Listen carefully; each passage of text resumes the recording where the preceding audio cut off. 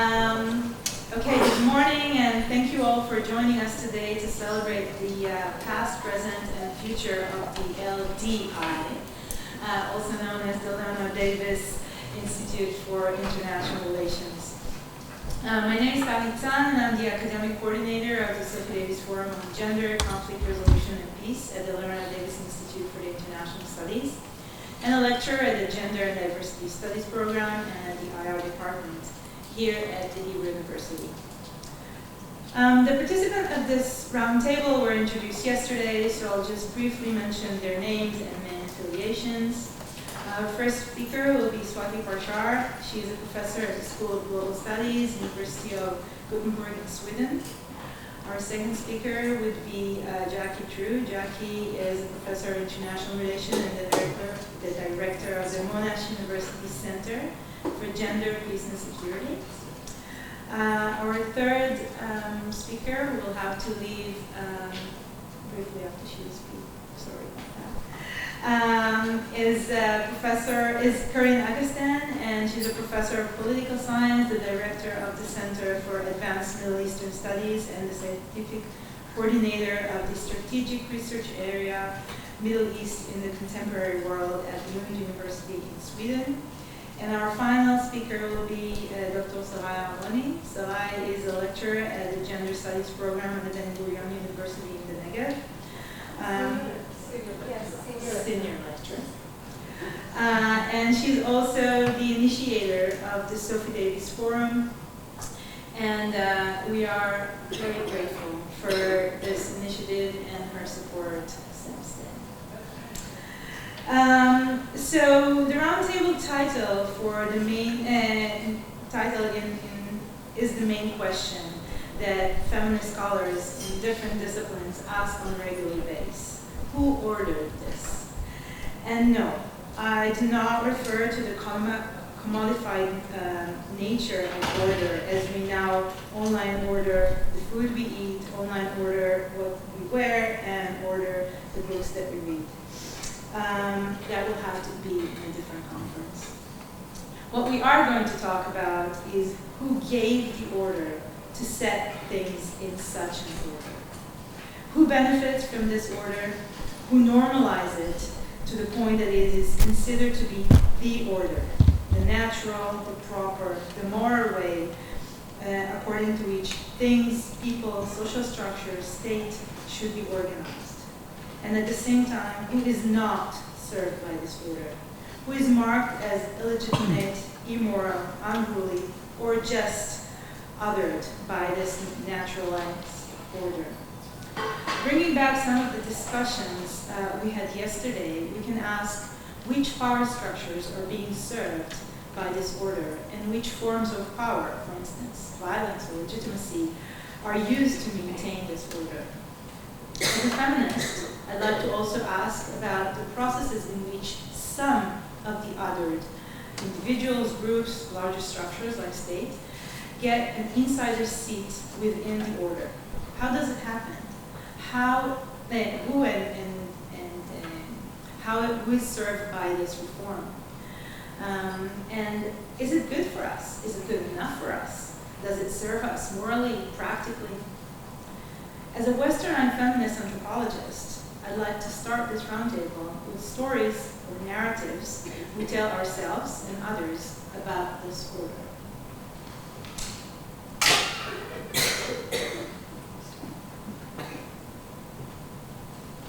I assume that the majority of the audience.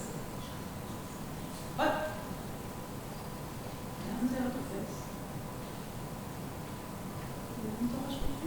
Let's try.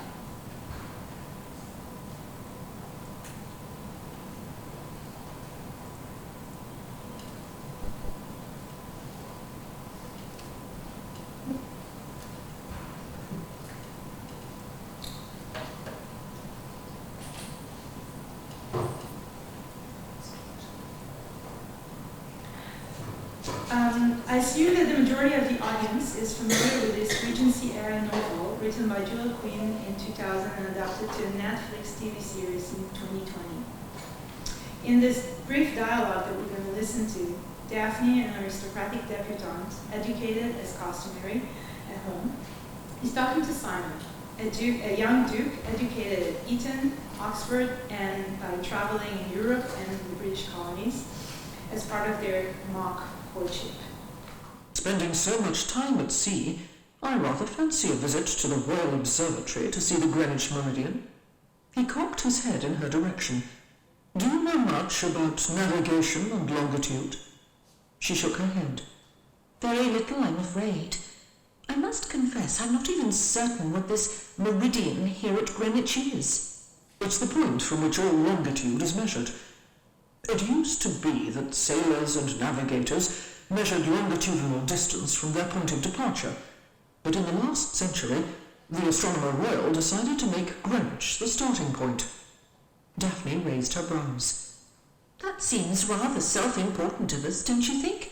Positioning ourselves at the centre of the world. Actually, it's quite convenient to have a universal reference point when one is attempting to navigate the high seas. She still looked doubtful. So everyone simply agreed on Greenwich? I find it difficult to believe that the French wouldn't have insisted upon Paris, and the Pope, I'm sure, would have preferred Rome. Well, it wasn't an agreement precisely, he allowed with a laugh. There was no official treaty, if that is what you mean, but the Royal Observatory publishes an excellent set of charts and tables each year. It's called the Nautical Almanac, and a sailor would have to be insane to attempt to navigate the ocean without one on board. And since the Nautical Almanac measures longitude with Greenwich as 0, well, everyone else has adopted it as well. You seem to know quite a bit about this. He shrugged. If you spend enough time on a ship, you learn. Well, I'm afraid it wasn't the sort of thing one learned in the Bridgerton nursery. She cocked her head to the side in a somewhat self-deprecating manner. Most of my learning was restricted to what my governess knew. Pity, he murmured. Then he asked, only most? If there was something that interested me, I could usually find several books to read on the topic in our library. So this brief dialogue clearly shows first the normalization of the order, as Simon and maybe some of you in the audience accept Greenwich as something that we all accept for granted. Another thing that the brief dialogue shows us is who is and who is not served by this order, and what are the ways in which the order is gained and maintained. But this dialogue also brings to our attention the direction in which the liberal order becomes more inclusive. Daphne's liminal positionality as an at-home educated aristocrat allows her an outsider view and an insider critique. In one generation to 3, upper-class English women like her will get access to education, property ownership, and voting rights. The future incorporation of some women with the order requires that they take upon proper moral values and rational behaviors, learn to speak the proper language and do so properly, learn how to properly dress, which colors and cuts should be taken, and how to properly manage their emotions, at the same time suppressing other feminized values, practices, and performances, and embrace their secondary, at best, position within this order. This conditioned in inclusionary process leads us to ask, has the liberal order incorporated some of their values and behaviors through this inclusion, or did this process mainly silence the resistance and the potential resistance of less fortunate and less adoptable others, thus further legitimize the order itself? What happened to those incorporated into the liberal order, and what happens to the ones, individuals, communities, states, who remain outside this order, marked as unruly, illegitimate, and illiberal? And back to us, how does their position influence the liberal order?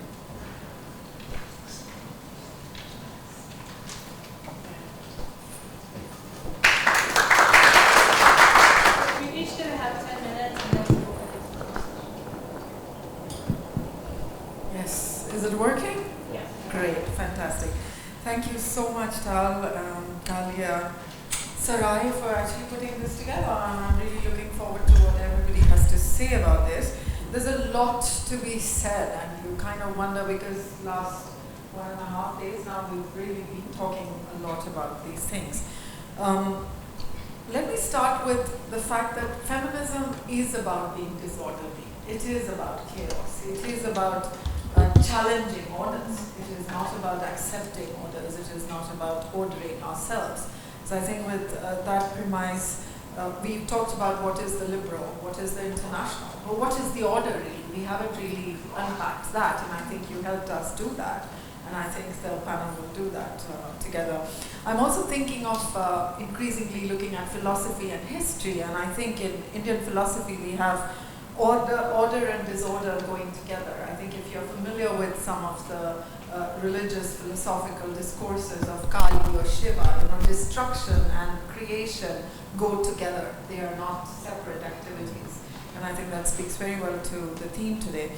And chaos is, and the fact that you have to really, orders are created so that they can be dismantled is really critical to the term. There's a term in Indian philosophy which is called Rita. And Rita actually means that there are three features to it. One, that it has continuous movement or change. It is about mobility. And it is about interdependence, the second aspect of it. And the third is that there is an inherent order also within that bigger order. And the fourth thing also is about morality and ethics within that aspect of Rita. And I think that concept really captures what some of us try to understand feminism through. So I just want to first of all talk about what is order, and for all of us to think about how we understand orders, which I'm sure people will do. Okay, so coming back to the point about the illiberal international order, where is it visible? And I think this raises the epistemic question for us again, right? Like, how do we see it? Where did we see it? Did anybody see it operate during the pandemic? It was utter collapse of the liberal order then. Where did we see it? And think about democracies being dismantled. I just checked the news in the morning. Pakistan, there was a wonderful article in Dawn, which is a Pakistani newspaper, and it said, the US, the ties with US, they're questioning that now increasingly. And they're saying that was the reason why, it hindered Pakistan's democratization. So everywhere, look at the story of Mossadegh, look at everywhere that the liberal international order has undermined democracy, the very thing that it is supposed to have been upholding, and the very basic core value of it. So where have we really seen it? Look at, again, going back to wars, Iraq, Afghanistan, Syria, Libya, Pakistan, right? How it has destroyed several countries and supported nuclear programs here and there, support for military dictators, and then now also we talk about how we should somehow save that order to protect us from everything, that the chaos that will unfold is something to think through. So did we see that order? And I'm sure that my colleagues here will talk more about it. When women are subjected to violence and misogynistic laws, and I'm thinking of the 2009 and several other peace processes which are actually playing out on women's bodies. 2009 was a year that I remember, and the Nizam-e-Adl was passed, and that was one of the first laws actually, a peace deal, let me say that, which eventually collapsed between the good and the bad Taliban in Pakistan. And nobody spoke a word. The feminists were talking about it, but everybody seemed to think this is great. It was called the Peace for Sharia deal, where the idea was we were going to prevent women from being in the market and education and everything that the Taliban is doing now. But that's a great idea because, it will still bring peace and it will disarm the bad Taliban and we'll all sort it out. The deal collapsed, never mind that. But it was something that no one talked about, and there was no outrage. And I remember writing at that point of time, where is the collective liberal order outrage, not liberal order, using that there. So that's one thing, and then think about all the issues that we're talking about, trans people, LGBTQ rights, where are we thinking about the order in those terms?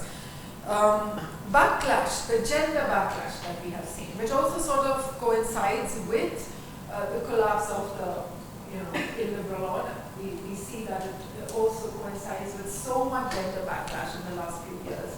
And so how do we understand that through this? So I guess the three things that define the liberal international order, the security, economic, human rights order, all of those actually don't speak to the gender concerns at all. I mean, if you look at the story, it looks completely different. All three are oblivious to the gender perspectives in real life situations, and that's really important. So has the LIO, illiberal, I always want to call it that, illiberal order, engaged with genuine feminist objectives and in some kind of a feminist spirit? In most cases, feminist perspectives are subsidiary, we know that, to other masculine goals, patriarchal projects, right? So the LIO to me, ILIO, right? Patriarchal, men and women, and other gendered bodies and states are inserted into patriarchy through internalization processes, also through violence. Very hierarchical, very statist, all the things that feminists have spoken against, right? But they also incorporate certain values that feminists like. For example, secularism, modernity, neoliberalism, they are also part of the order, and feminists like that. And so in some sense, it's an interesting situation where they take on some of the things that feminists like and then don't like, right? Which leaves us to think about how the LIO has appropriated feminism, and feminism has appropriated the illiberal order too, and I want to problematize that because it's not a straightforward relationship. I mean, if we look at what's left behind in all this is the coloniality of gender, coloniality of power. Nobody wants to talk about religion. Feminists have also stayed away from the category of religion. But in large parts of the world, religion is what governs, cultural norms, and religion governs bodies and rules of engagement and gender norms and so much. But we've left that aside within this. And Afghanistan is a case often given that, go back to the invasion of 2001, that it was a case in point that the liberal international order used the concept of women's rights to, invade. And then we saw the case of Iraq where weapons of mass destruction then became about democracy, and then democracy becomes about women's rights. We were going in because we had to protect Iraqi women. So we've seen a lot of that.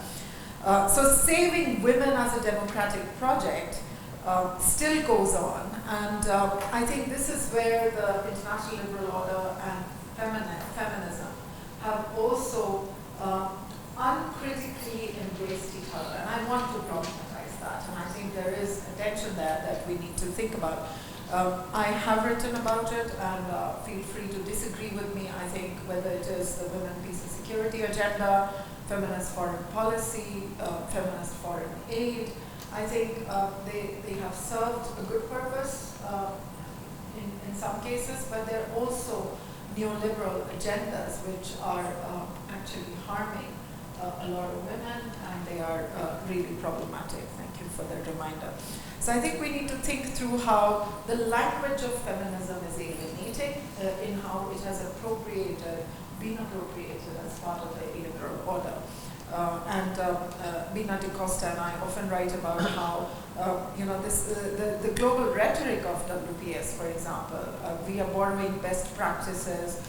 We talk about a certain language of feminism that a lot of women across the world, men and women and societies feel really uncomfortable, and are we doing enough to listen to them? The semantics, for example, what is feminist is politically, it can be problematic because feminism has different connotations. In South Asia, for example, if you're a feminist, you're a homebreaker, colonialist, imperialist, Western influence, national cultural traitor. There are a lot of labels with it. So I think how do we kind of think through some of those categories? And as much as we have, put them aside, they are problematic categories. So I think what I want to eventually say is that we have feminists, as feminists we have seen some gains, okay? It's not like we can simply say that the liberal project has not served some cases, of course, but and states have not done enough. We can't really say that, but at the same time, we need to problematize this, because I think we have become too comfortable with the idea that we can sit within this illiberal order and be part of the illiberal projects and push feminist agendas through that. And I think that, to me, is a real problem. How do we understand these internal challenges and attacks on feminism as well within that? How do we make international alliances as we think about the liberal order? And so I think disentangling feminism from these illiberal projects is really important. And finally, to emphasize that, look, feminism can, to have feminism co-opted into these projects, into these status neoliberal projects to protect or sort of pretend there is an illiberal order in place that needs to be protected. I think we need to question that. We need to maintain the idea that feminism is about questioning and pushing for more disorder, because order is problematic. So I'll stop there.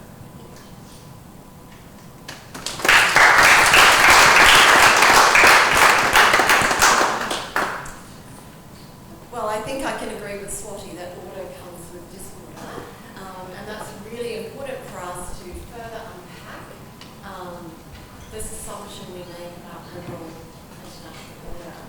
And one of the assumptions, I think, and it particularly comes from political liberalism, is that the liberal international order is increasingly inclusive, that it's progressive, that more and more are coming under the fold of that and being extended democratic rights, human rights, and the opportunities of the free market.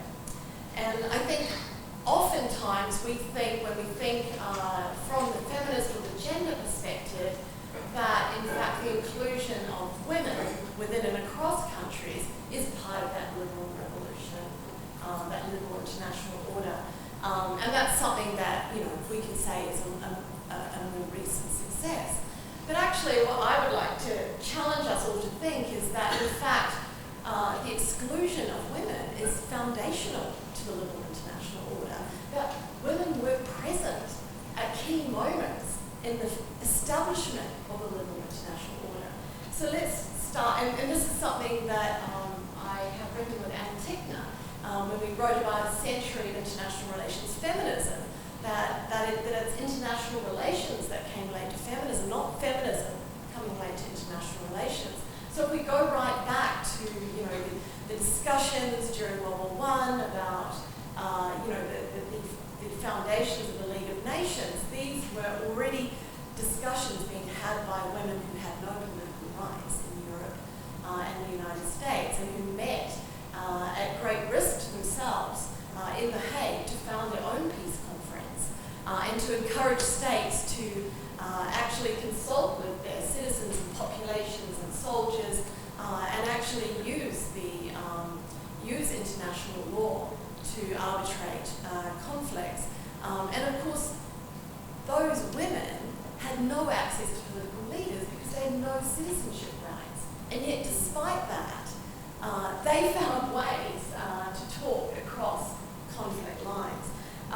And the important thing about that, those meetings of women in that space, which was very Eurocentric, but again, World War I was a European war, that these were largely written out of history.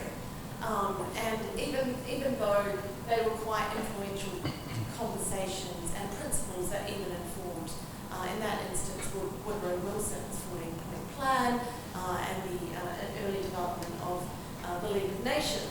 But let me say further, if we think about then post-World War II, the foundations of the Bretton Woods system, the international economic system that would facilitate cooperation and prosperity following, you know, the destruction of war. What was really significant there is that the Bretton Woods institutions actually actively, I mean, obviously it was all European men, white men, who were at the founding of that order. But there were requests, there was a human rights discussion already in 1945. The International Labour Organization, as Eric Leonard writes in his recent article, actually directed the Bretton Woods discussions, particularly Roosevelt and Churchill, to actually take into account, and I quote, all human beings, irrespective of race, creed, or sex, should have the right to pursue their material well-being and their spiritual development in conditions of freedom and dignity, of economic security and equal opportunity. But of course, these principles did not inform the international economic governance and the decisions made at Bretton Woods. But it's not that these perspectives were absent. It's not that actors on the ground were not arguing, for human rights, for racial equality, for gender equality. These debates were present within and across civil society. They were excluded, and what I want to say is what was instrumental is, and women were excluded. And when women are excluded, it is very clear that human rights will also be excluded. So I think, in relation to what Lewis was saying yesterday from the Latin American perspective, the regional perspective, there is a very selective adoption of liberal norms and principles in the creation of the liberal international order or the illiberal international order. So if I want to say that patriarchy is really foundational to the international liberal order, and I think, we've lost some of our realist friends, but if many realists would say anarchy is a major limitation on the expansion of the liberal international order, so is patriarchy. Patriarchy as a structure is a massive limitation on the expansion or even the realization of political liberalism within the liberal international order. But importantly, I think what we can see now, and this really refers to Karen's comments yesterday, and I think is that gender dynamics and contestation is now integral to the opposition to the liberal international order, whether or not it ever really exists. Those who oppose liberal principles, those who oppose democracy, those who oppose human rights are vociferously anti-feminist, anti-gender, and these principles are integral to their quest for an alternative international order. And Alex mentioned Putin's annexation speech, and I would like to second his call out for everyone to read that. And whilst it is a pastiche of various discourses, it's very instructive, because this is the pastiche that is the foundation of an alternative order, and it is not surprising, therefore, that integral to Putin's annexation speech is gender and the inciting of fear of an order in which there is only parent 1, 2, and 3, and not mum and dad, and how much that political liberalism is a threat to the foundational principles in that view of the family, of the traditional religious order. So I think I wanted just to say the remainder of my time, a few minutes, speaking also following Swati on the significance of what has occurred for the West in the failure of the Western intervention in Afghanistan and the chaotic evacuation from that country almost 2 years ago now. It's easy to forget. It's certainly not easy to forget if you are a woman or a girl in that country right now and you cannot leave your home. You cannot defend your basic rights. You have no voice. You only have a male guardian, and you have only the prospect. You have no hope. You have the prospect of, literally no freedom of movement or association for your future. And this is a really critical challenge for any international order, but it's certainly a critical challenge for the liberal international order. So, and I could choose any extremist group or extremist regime. This is not the only one, but I think it is significant because it is the longest war fought by liberal states in the name of democracy and human rights, and in the name, as Swati mentioned, of women's rights. And we failed. and no one is talking about it. So it has massive global implications for the legitimacy of the current order of 2 minutes. So let me say, and it's not just important to that country, it's important for every other country that watches what happens and what is happening inside Afghanistan.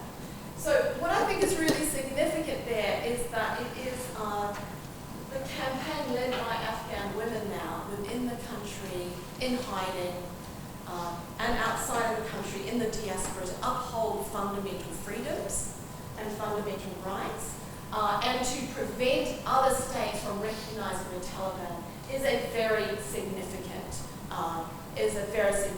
movement. And just to introduce the concept of apartheid again, as Michael introduced yesterday when speaking about the occupation, what this movement of women in Iran, also under the very brutal regime there, and in Afghanistan has done is introduce this concept of gender apartheid. And gender apartheid in order to understand what is occurring within these regimes. And it is not just a question of, comparative politics or domestic politics, but it is about governance and order that has been created. And how it's been created is not in an international treaty room like in Bretton Woods, but it's been created from the household up.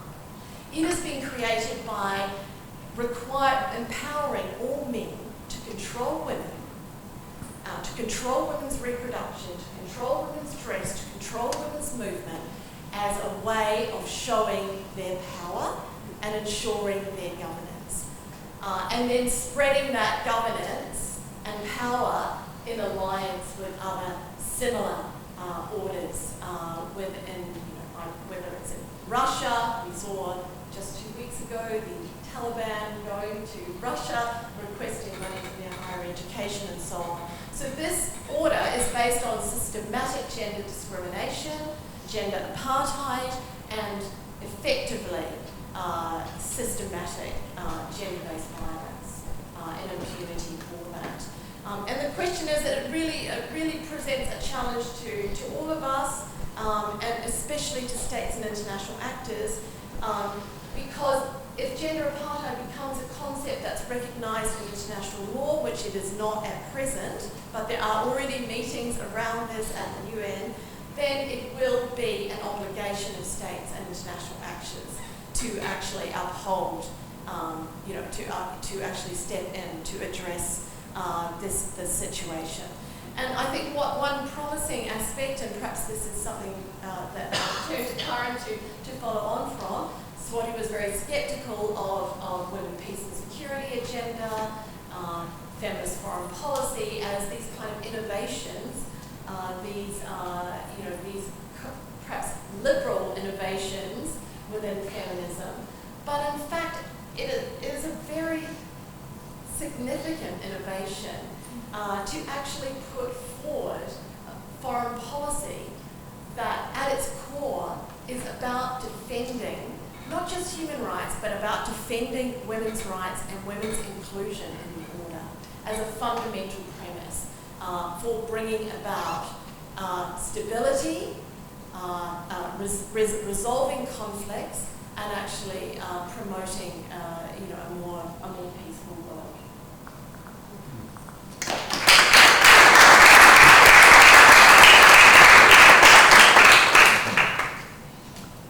Okay, so I'm following up on that. So I would like first to start off on the notion here that Swati, I think, so very wisely pointed to, and I think that's a very good point of departure as well, this with order and disorder. And I would also add, actually, it's perceptive. I mean, how we perceive disorder, because I would say disorder may also create opportunities for transformation. So it's transformative. We're talking about transformative change. We need ruptures, destabilizing also the patriarchal order. So that's sort of my point of departure here. And as I said yesterday, I mean, the patriarchal power structure is inherent in the liberal international world order, recognizing the gendered hierarchies that is persisting within the liberal international world order, and how also militarization, not least these days, if you live in Europe, it's striking reading the news every day of what is going on. I mean, it's actually also reinforcing hypermasculinity and patriarchal norms. And as we know, despite the emphasis on human rights, democracy, and also in recent years, as Jackie was mentioning, gender equality, women still remain underrepresented in positions of power, decision-making. We continue to see the unequal distribution of resources, threats to women's bodily autonomy, gender-based violence, and multiple and intersectional forms of oppression, intersecting forms of discrimination, and also when it comes to reproduction and care. And we see it everywhere, Europe, wherever, whatever region you see. And at the same time, we know that the reproduction and care is so super central to the well-being of every society. And we know that this is often being unrecognized and unpaid for also. So these are key concerns, I would say, for all feminist scholars to pay attention to. And yesterday we talked at great length about legitimacy and how it relates to order.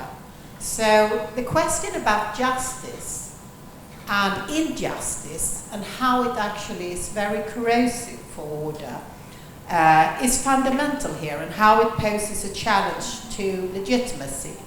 So the quest for gender justice is not only about reforming or preserving, but it is about transforming. So I just want to make that clear. It's about transformative change. It's about transformative change for a more inclusive, equitable, and gender-responsive world order.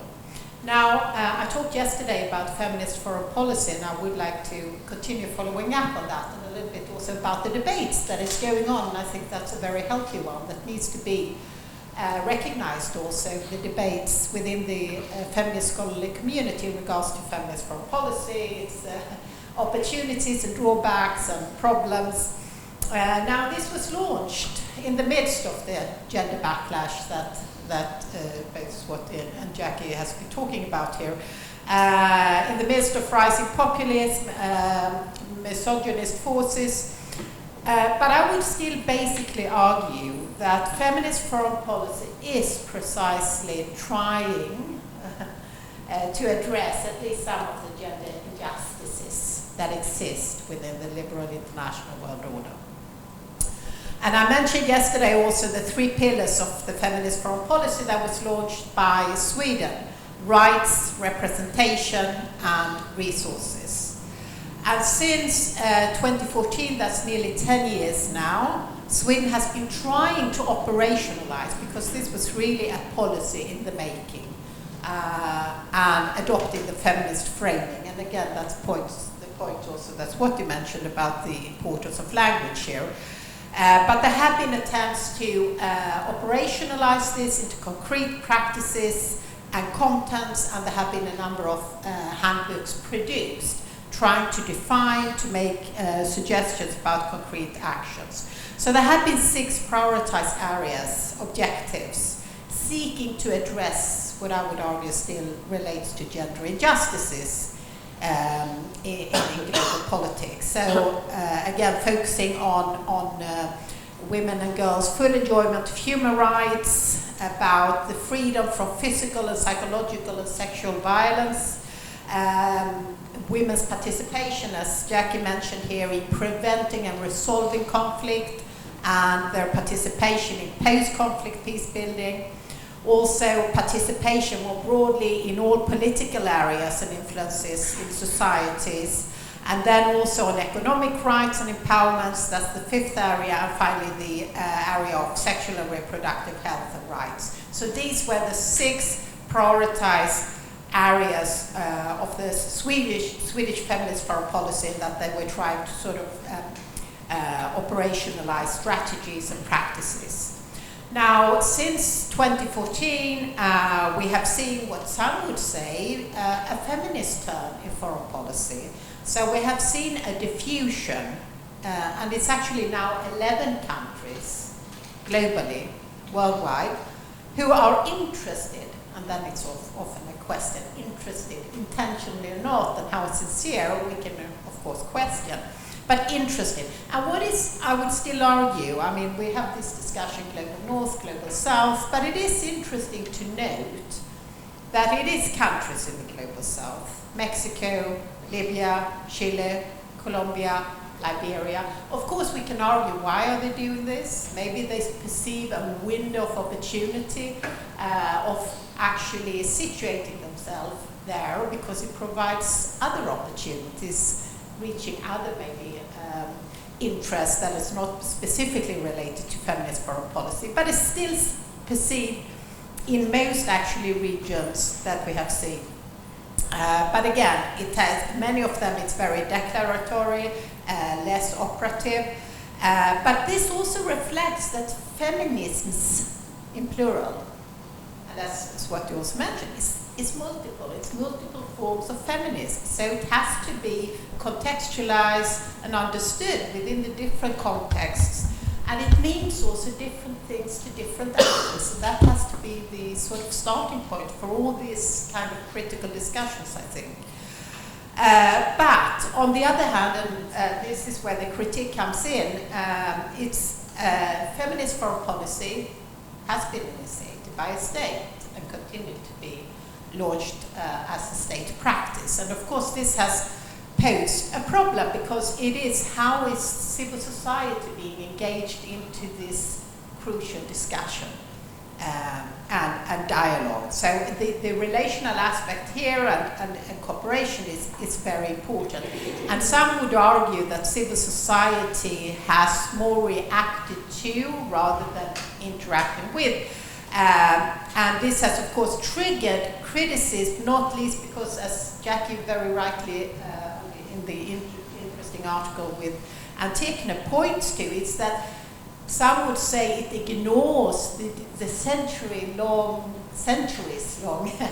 feminist global activities that we have seen. So this is not a new thing. It's something that the state has been driven. But all these ideas about how we can transform the global order, like we referred to 1915 with the Hague, the International Women's Congress there, it was really about how, questions about disarmament, equal representation of women, and all of this. So this ongoing discussions, likewise in so many other regions and in India, we know that there's lots of interesting work that we can read about feminist activists that has been going on for a very long time. That also needs to be brought in. So, yes, 2 minutes. So, and others also argue that feminist foreign policy, by the end of the day, is very little about innovation. It's about framing. So some would say that actually it's like old wine in new bottles. It's a new packaging.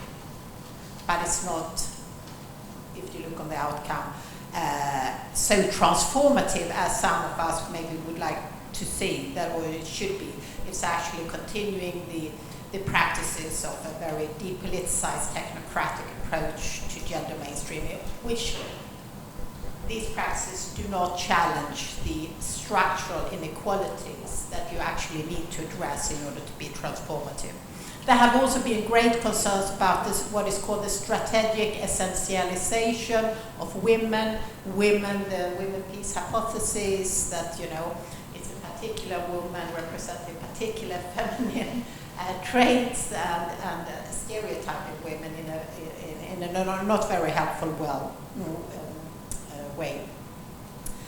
And then, of course, as we talked about here also, whose feminism are we talking about? What kind of logics? And of course, it's here in the liberal feminist logic that some would say that it's really about adding women to peacemaking, not addressing the root causes or the militarized infrastructures or the gendered power dynamics.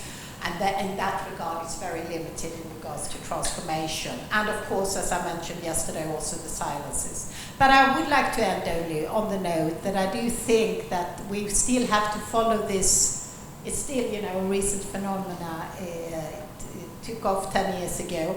And I would argue that the crucial dialogue and interaction between the links to civil society, to transnational feminist movements in the quest of redefining security and peace and transforming the world order together. It's what will determine the success and failure of feminist foreign policy as such. So thanks very much, and apologies again, I need to leave early because I have a flight. Tomorrow it's midsummer in Sweden and my mother just turned 90, so I have to be there. So my intervention will focus on liberal temporalities and how perceptions of feminist time, namely past, present, and future, can help us think through some of the questions that were discussed in the last 3 days. So the main point for me is that, although, and many others have said this, that liberalism has these ongoing legacies of violence, it also has a certain capacity to reinvent itself, right? So I'm questioning, I actually want to enter the debate by thinking about rebirth and about how can the liberal international order reinvent itself based on past experiences, and the question of a future-oriented discourse. So I want to talk a little bit about narrative stories and the benefits and public goods that were offered by the LIO, and to address questions, thank you, about human life and death. I don't know if you can see the Picasso Mother and Child. This is 1921. I said 100 years ago, and we're entering the interwar period with a lot of uncertainties. So just a general background. In recent years, I'm grappling with a long-time problem of international relations, which is what can pacifists do in the face of war? Pacifism today is seen as the extreme end of liberal internationalism, and we know that it was common in the first wave of feminism, and Jackie talked about this and about Wilf and other self-defined pacifists. We have here the exhibition of Albert Einstein, the international person, and Gershom Scholem, other people who really created this Hebrew university were self-defined pacifists. So today we see various answers to this real problem within liberal praxis, like nonviolent protest, resistance, conscious objection, peaceful sanctuaries. And these answers assume, just like feminist foreign policy and others, they assume a certain agency, an ability to resist violence and war. And these ideas, in a certain context, they reinforce our liberal beliefs in the capacity of humans to exercise creativity, choice, free will, and demand justice in dire circumstances. But as I speak, we know, and Jackie was talking about women in Afghanistan, right? So we always have this paradox. Where does this liberal imagination end? Where do we find those who cannot resist, right? Those who cannot do anything in the face of war. And what I have seen while studying histories of Israeli feminist peace activists is that they keep failing in bringing peace. And so, and I've written this elsewhere. This was a very serious problem for me, and I think that I had to go back to all those who failed, and not to those who succeeded. So not the Wilf moment at The Hague, but rather to what I've written about this. I'm not going to talk about this, the death of Virginia Woolf, who really decides to end her life in March 1941 after her London homes were destroyed in the Blitz a few months earlier. And she was a pacifist, and she was a clear voice against patriarchal violence. And she wrote about this in her Three Guineas book from 1938, which is not being taught in our courses, although it is a book about war and peace, and it was one of those shamed pieces of appeasement, right? So nobody really wanted to talk about this in the post-war moment, but her death really brought me to think a lot about the way, what happens to liberals when they cannot see the future, when they think that it is the end of time, right? And so this is a citation from Stefan Zweig's last memoir, right? He also ended his life in 1942 in exile in Brazil, and And he also never saw the post-war moment. So what does this person, from the perspective of no future, how do people think about the liberal past? And he really points to things that we can read and understand today, that it is liberal idealism. It was honest, at the 19th century, was honestly convinced that it was on a direct and infallible road to the best of the possible of all worlds. So all these thoughts from the 19th century, and these are kind of the realities, and he says, we of the new generation who have learned not to be surprised by any outbreak of bestiality, we who every day we expect things worse than the day before, are markedly more skeptical about the possible moral improvements of mankind. So there's this like lowest point where these people are like trapped figurines, Dear Wolf and Stefan Zweig. They never like saw the future. And so for me, that's a very interesting moment to think about the post-war order, right? The current, what we call the liberal international order, and how is it kind of reborn. And so the reason that I chose the Picasso Mother and Child is because it really resonates with the emerging trope of mothers and children immediately in the post-war moment. And I think that the term baby boomers, which is used today as a derogative term that signifies a past, was actually an innovative way to reignite and reimagine a different future, right? So these babies, they were signifiers of the future and of the post-war dreams and the new international liberal order. So I'm thinking about babies and children as a very important component not only of public discourse and normative framing, but actual welfare policies. And many liberal countries adopted during the second half of the 20th century. And I don't know if you know the recording of Eleanor Roosevelt reading, there was this recording for children, Eleanor Roosevelt reading the Universal Declaration for Human Rights. That is an amazing thing. Like, think about this. The way children were listening to Eleanor Roosevelt recording the Declaration for Human Rights. That is a way of like connecting the deep meanings of the promises of the liberal order as a political project. And I continue to 1975 when the first UN World Women Conference convenes in Mexico City, and they, the speeches about democracy and equality and development. And while I am aware of the troubled legacies of these international conferences, they really delivered meaningful gains in the form of CEDAW, the convention, and the multiple domestic laws in almost every country all across the world that really relate to and changed women's lives. And then in 1979, we have the International Year of the Child. And this is really a beautiful memory, because all the people who sat in the previous panel were these children. We are these children. And thinking of a world order that thought about us, right? People were thinking about us in a certain way. And I think this is very important to remember that these were real projects. And they resulted in different kinds of issues. They might have been naive and there were problems. But it happened, and I think we really need to remember this.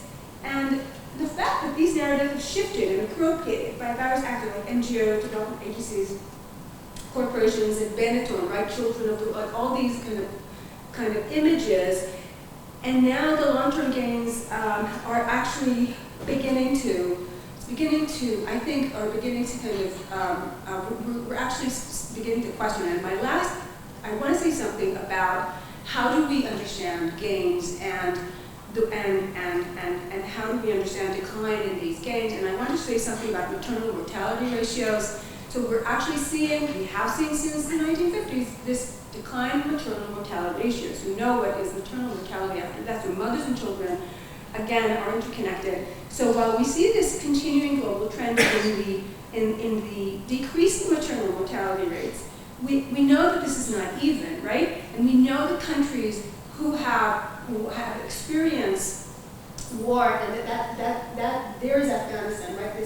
This very orange dot in the middle of Asia. So war and corruption and poverty and inequality, and that really impacts maternal mortality rates. But the important thing to know is that after 50 years and more of decline, we're seeing an increase in maternal mortality rates in the U.S. and since 2018, right? So I want you to remember this, that these gains and these shifts are really did not happen like by themselves, right? So they were created, envisioned, they were thought about, and I really want to ask, who is thinking about these babies, right? Who is doing the work, the actual work, and imagining the future? Thank you. So yeah, let's take your questions. Let's start with Michael. Yeah. So Shirley told me that this would be the best panel, and she was right. So anyway, I learned a lot. This is great. And one of the things about the little international order is presumably the diffusion of norms, maybe gender equality norms, that are associated with some aspects of the little international order. Karen talked about a feminist foreign policy and so on, international conventions. These are all diffusion mechanisms. And, one of the things I wonder about, though, is, okay, this will be a two-parter. The presumption is that the women need saving. And I think about this in relationship to, I thought, a brilliant, powerful book by Lila Abu Labud about two Muslim women need saving. And she, I think, does an incredible job of sort of, if you will, unpacking what that means. And I thought of the book because, and I apologize, Jackie, when you mentioned Iran and Afghanistan, which are two Muslim countries, and this is part of what Abu Labud wants to highlight, is the extent to which there are Orientalist cultural tropes that those in the West have about these other societies, especially Islamic societies. And so I'm wondering about, what you would say to her in terms of, as she says, we don't need saving. Yes, we need help, but we're going to do it on our own. We actually find the help that you often give us, stop helping us so much. The other I wondered about in terms of the mechanisms of diffusion is, under what conditions are they most likely to work? Because we know that some have diffused reasonably well, others have hit roadblocks. I wonder if you could take apart a little bit about sort of the conditions under which we're likely to see, as you put it, these gains that do exist. Let's take another two questions. Maybe Yoni? Yes, so my question is about the politics of allyship. Because of allyship, like either in racial but also in gender context, that on the one hand, allyship is crucial for creating alliances with other groups and to sort of provide change and make change more visible. But on the other hand, allyship might dilute the struggle, or might dilute the content of the message by centralizing it and then sort of alienating more farther forces. And I wonder if you can reflect about the farther forces. I wonder if you can reflect about the place of allyship as a transformative for change or the actually obstacle for change. Can you just explain how it would be an obstacle? Sorry, That by centralizing the message and maybe diluting the message, it could be actually alienating and basically diluting the overall message of idea of the movement. And I don't think that comes from raising, in this case, it comes from gender. I want to pull out what I hear as something of distinction amongst the panel on the role of patriarchy versus feminism within the liberal international order. I want to make sure I'm hearing correctly, but I want to, if I am, then I want to pull out the point of difference and hear your responses to it. It seems on one hand, Jackie, sorry, so women and children were present at the creation, but somehow got silenced over the history of the liberal international order. The other extreme, Swati, is sort of the patriarchy is inherent in the liberal international order. And maybe Karen somewhere in the middle, need for transformative change, but so you know, we can think of this sort of ranging from, well, you need to reform the Leo to you need to dismantle it completely because of the inherent nature of patriarchy. If I'm hearing that correctly, I just want to hear you sort of respond to each other on this point as to the position of the Leo as a belief. Maybe one more question and then we'll open for.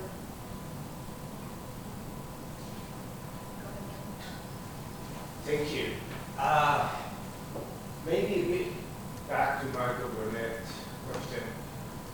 We spoke yesterday about regional differences, the different orders, and we know there is a literature and there is a call for third world feminism, for forms of thinking that doesn't follow the Western liberal way. So how do you imagine that fitting into not necessarily illiberal, but alternative orders that we see? How does feminism fit into that? Yeah, what are those ways of feminism that doesn't replicate the Western perspective, but also are not, you know, like Taliban style, you know, women are, way down at the bottom. So what are the alternatives? Have you taken all the questions for this round? Yeah. Thank you. I think I'll address a few. One on, women need saving. Michael, thank you for that question. I think it was very evident. I mean, one of the things that I at least read from the panel, that there are differences, but I think when it comes to fundamentals of what we're arguing, I think we are pretty much arguing on the same lines, and that explains what David, you were asking. I think we're all saying that it's a very patriarchal, hierarchical structure and system, and within which, well, the difference that I see is that the argument that Jackie and Karen made, perhaps, that there are some benefits and gains that have been made, and so don't sort of look beyond it. And here I am saying that I am yet to see it, and I'm quite critical of it. But I think we're arguing that it is a patriarchal, hierarchical system. But we'll come to that. I think it, for me, I think it does make me uncomfortable. I have to say this. I do understand that there have been benefits, but this is where I differ from Karen's position that it has, and having lived in Sweden and seen the discourses and debates around feminist foreign policy. I think anything you look at feminist foreign policy, WPS, feminist security studies, maybe war studies, Sarai, whatever we create, I think ultimately there is an agenda setting here, and there is a canon building of some sorts, and I think the very thing that we are critiquing the illiberal order for, I think we will end up endorsing that if we get too caught up with these agendas and these little spaces that we think feminism works best. And I think we have to really think about this deeply, because I don't think that it is working in a lot of cases where states, and that's the other thing that I want to point out, the problem is working with states, because states, Jackie, you mentioned extremist groups, and fair enough, but states are the biggest violators of rights of women and children and every LGBTQ communities. We're still fighting for basic rights. I mean, in India, we decriminalized homosexuality just a couple of years ago. I mean, that's how we're looking at states. I think states, to hold them accountable, we have to do more and push for more alliances. And I think, to me, the question is also about norms flowing which way. I mean, yes, we want to say women, yes, and actually, Michael, I would say that women need saving. There is no doubt in my mind as a feminist. I work and I think that women are crying out, not just women, communities of people are saying that we need alliances, we need, they use the language of saving. I mean, we as feminists, we're not shying away from it and saying that, they're all empowered. And Afghanistan, Jackie, you can perhaps comment on it. Afghani women have talked about how much the presence of American troops made a difference to their lives. So it's one thing to argue that it's all problematic, but another to quite pull out the nuances and say that women are arguing in many parts of the world that please save us. But the question is, who's on whose terms? How, what are the language, what kind of vocabularies we will use, what kinds of policies are being made, how are we going to work with the states and societies, and I think that's where the fundamental differences are, and which way the norms flow, because to me, most of these, whether it is feminist foreign policy, WPS, that is emerging from the West, and global South countries are expected to be norm takers. It's a problem, because in India we have not had the National Action Plan for WPS because the Indian government, for example, doesn't believe there is any conflict in which women are violated, right? So the notion of conflicts, the notion of working with the state, I mean, there are lots of challenges that I just feel that we need to pay attention to that.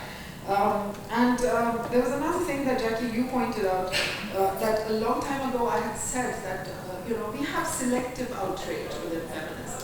And I think we have not quite resolved it. And I said this in reference to the December 16th gang rape in India, where, and I wrote about it, why aren't Western feminists outraged enough? Because the idea is that certain kinds, India is often, I hear this, the rape capital of the world, right? It's easy to be dismissive. You're talking about a population that's large. There are lots and lots of challenges. There's a very vibrant feminist movement. Women come to the streets. People come to the streets and they've been fighting for their rights. A long, long established feminist movement. So I think it's to chastise these countries and to tell them that, we'll tell you how to do, women, peace and security, or, how you can, because I've written about it. India has had a feminist foreign policy for a long time. They just have not perhaps used that language. So language really matters. Anyways, there's more here and I'll come to that. But finally, what kind of dialogic spaces that we want to create? And I think to me in the last few years, with all the differences within feminism, I think we are moving towards seeing the backlash that we can all experience and feel. I think we are, despite our differences, we are creating these spaces, such as this panel, where we are able to speak to each other and perhaps think collectively about where we want to go with anything, with language, with policies, with critique, where we could be headed to. So I think we are working towards that. Great, I think you said it all. Well, just maybe start with Michael's provocation. Of course, we're very familiar with these debates, saving women. If we think about, the hope for political liberalism, look to the Afghan women protesters now imprisoned, now in hiding, because they're the ones who prepared to sacrifice their lives for fundamental freedoms. They're not asking, the question for them is not, we don't need saving. The question for them is, you abandoned us. You didn't mean what you said. And what happened to your commitment to fundamental freedoms? How could you sign a peace agreement which included none of the norms which you spent 20 years building institutions to embed? So I think it's a different question now. I think the question is the question of, what is our responsibility? And what is our responsibility as individuals, as human beings, as feminists, as scholars, as universities, who do hold, who do have commitments to universal and indivisible human rights? That for me is the fundamental thing. The thing of doing nothing and just saying, taking a cultural relativist position that is a fundamental cop-out, and that is a position informed primarily by power and geopolitics. And a feminist perspective on international order is really a rejection of geopolitics, or at least trying to find another way to order the world, to facilitate learning, cooperation, greater resolution to our common problems and to our local problems. So that was your first question. Let me see if I wrote down a few of the others. I think that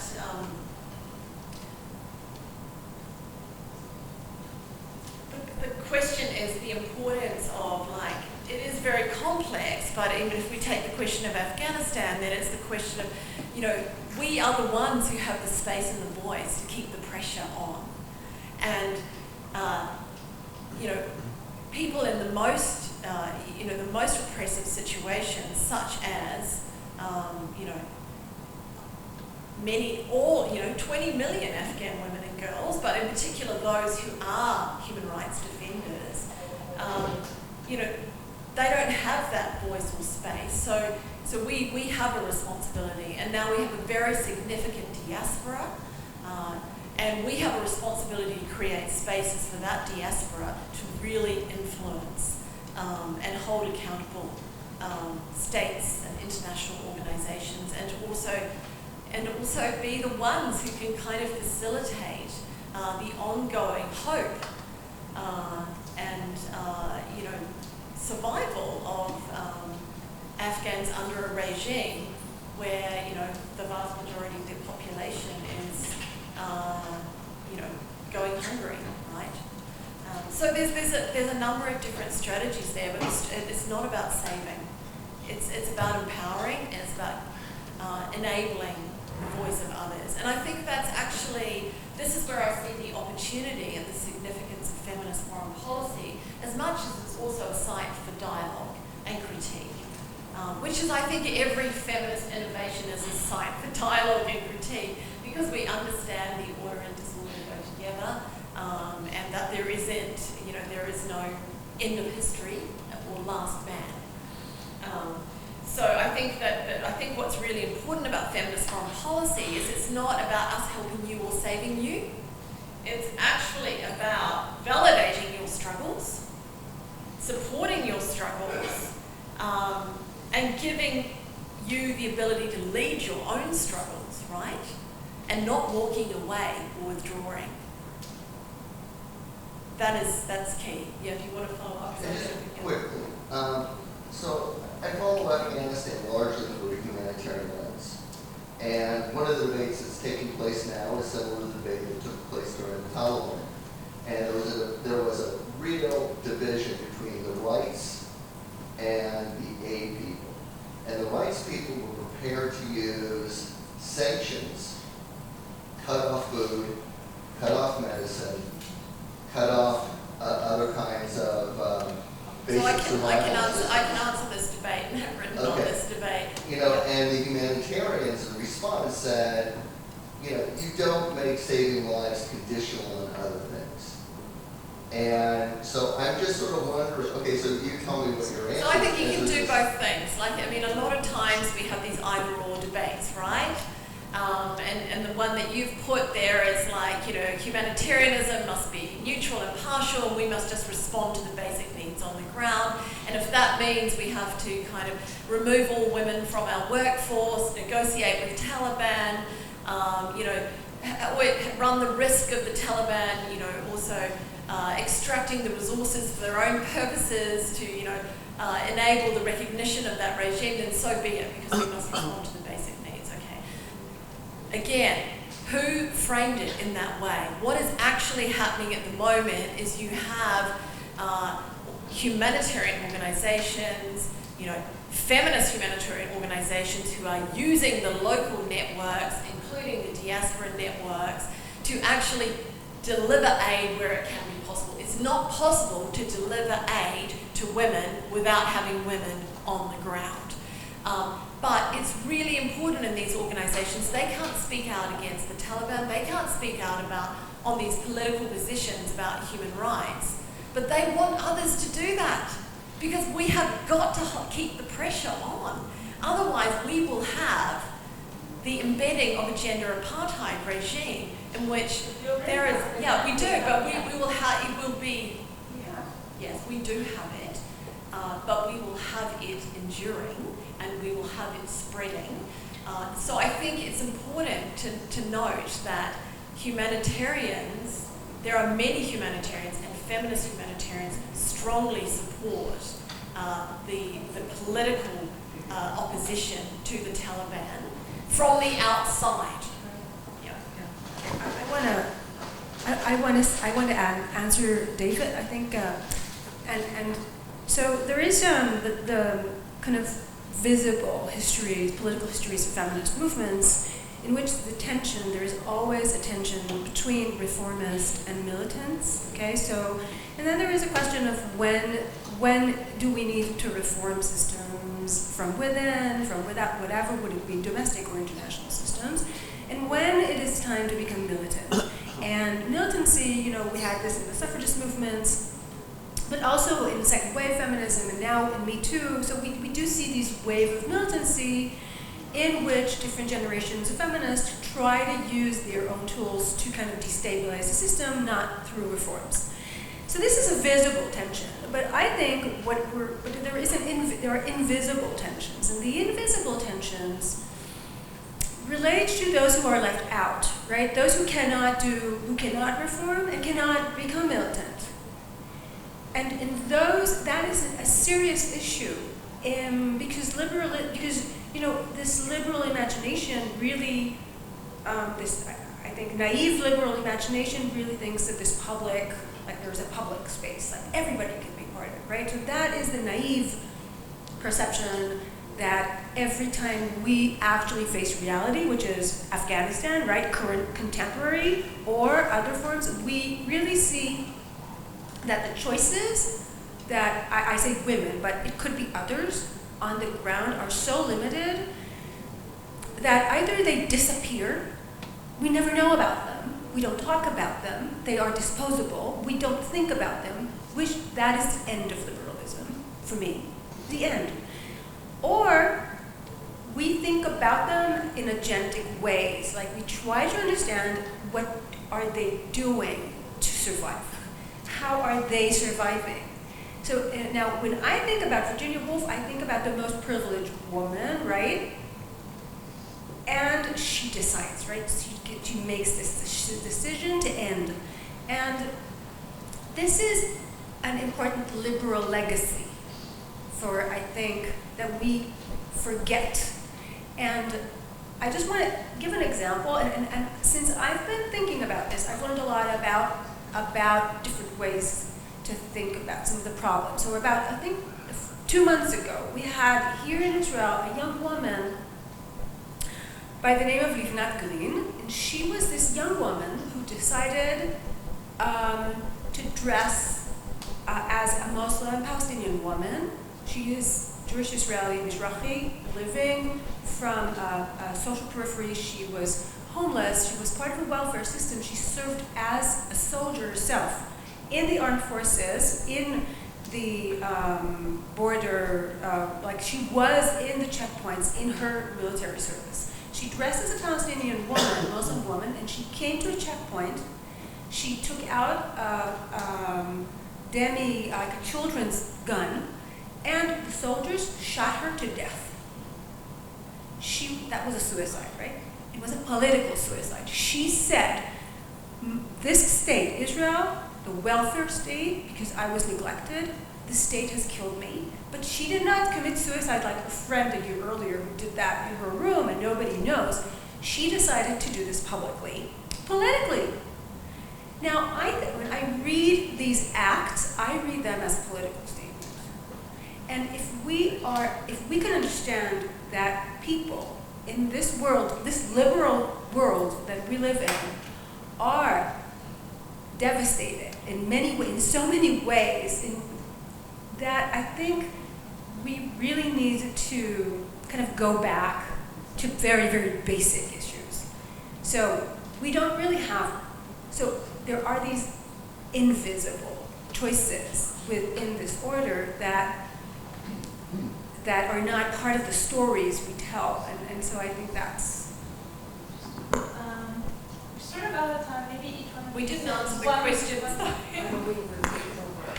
We're gonna have a really interesting lunch. This is not going to end really, but I want to just emphasize on two things.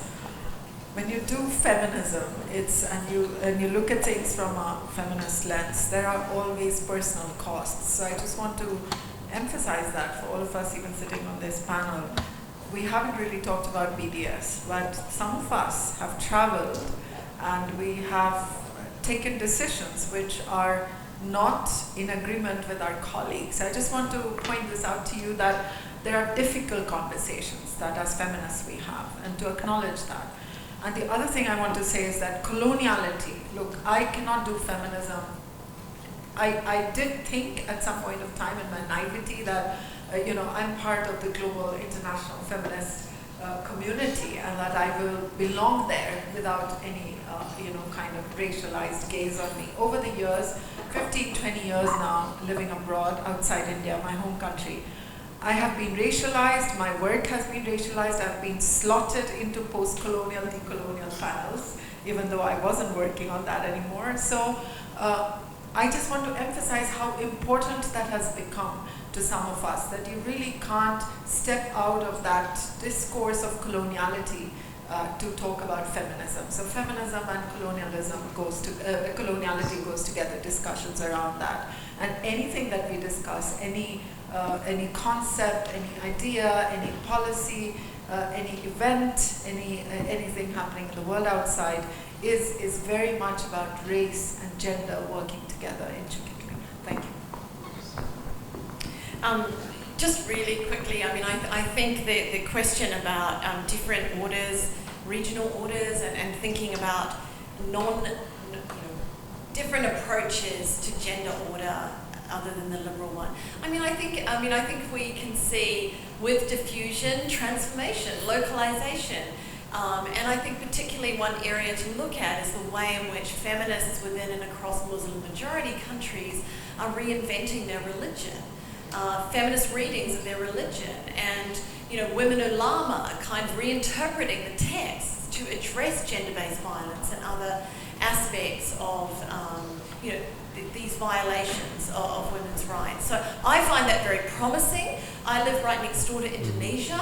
I find the developments in Indonesia, they're also facing illiberalism. Many of the areas in Indonesia facing extremism and terror attacks. But the feminist leaders from the localities right through to the state have been instrumental in seeking to mobilize communities around the prevention of violence and in making alliances in the state. And I see that as very promising. And a couple of weeks ago, I was invited to the Indonesian Diplomatic Academy to speak to them about gender mainstreaming and foreign policy. I was so impressed with the young diplomats, the kind of questions they were asking, the kind of ways they were trying to navigate these complex issues around power, soft power, and diplomacy and gender, and from perspectives that take seriously religion. So I think, again, I think there is hope. There are, but it's not in the usual places. And as those of us who are Westerners need to kind of get outside of our comfort zone and engage in being allies in some of those debates, supporting those spaces. And maybe I'd just like to end just say I highlighted Afghanistan not just because of the egregious, not just from the normative position of the egregious human rights violations taking place in that country. There are many egregious human rights violations taking place in every country, and they are all incredibly concerning. What concerns me most about Afghanistan, why I think Afghanistan for international relations scholars is so important, is because it's brutal gender oppression that is the basis of the order. And that is also, we are also seeing that in other countries. And I do think if I'm going to have a dystopian view, which I may not, because it's not my natural mode, that dystopian view starts with that reality of that young girl saying to me, you know, how can I continue my education? Why can't you get me a scholarship? Why can't you get me out of here? Get me out of here. Well, thank you very much. It was fascinating.